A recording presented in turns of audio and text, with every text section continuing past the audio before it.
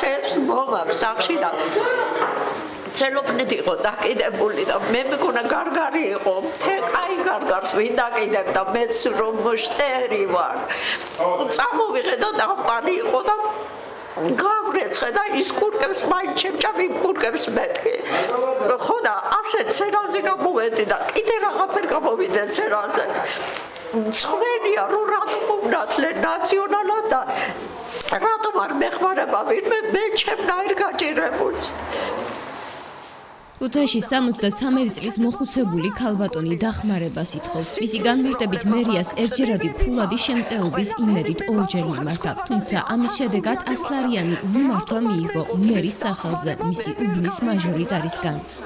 ქალბატონი სოციალურად დაუცველია და ნაქირავებს ბინაში, მარტო ცხოვრობს. ბინა შვილის ავადმყოფობის გამო გაყიდა. ახლა კი თავადაც ჯანმრთელობის პრობლემების მქონე. სიბერის ბოლო წლებს მარტოობასა და სიგარეტეში ატარებს. ნაქირავებში ცხოვრობ. ბინა გაყიდეთ, ხო რატო გაყიდეთ? შვილის გულისა, ბავშვობიდან ინვალი ცვალდაშილი შვილი მყავდა და იმის გულისა გავყიდე.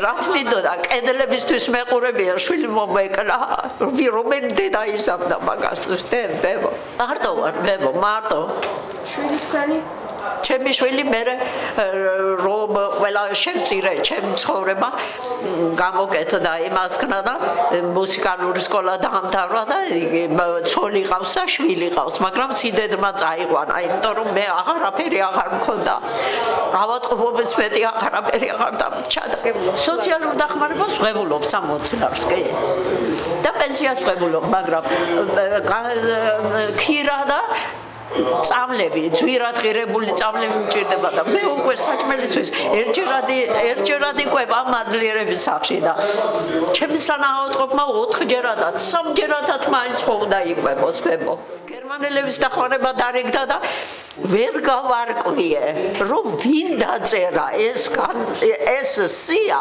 ჩემისთანა გაჭირებულებს თუ არ მისცენ მაშინ მანქანებიანები რო არიან და სახში ყველა რომ მუშაობს და ახალგაზრდები არიან და არც ავადმყოფობა აწუხეთ და არც არაფერი იმისთანებს თუ მისცენ სირცხვილი მაგათ ქალბატონისათვის გაუგებარია თუ რატომ არ ეხმარება მერია ერთ-ერთ მიზეზად მოხუცებული მის ვითომ და ნაციონალურ მოძრაობასთან კავშირს მოიაზრებს რაც სიცრუეა აცხადებს 73 წლის ბებო და დახმარებას ითხოვს.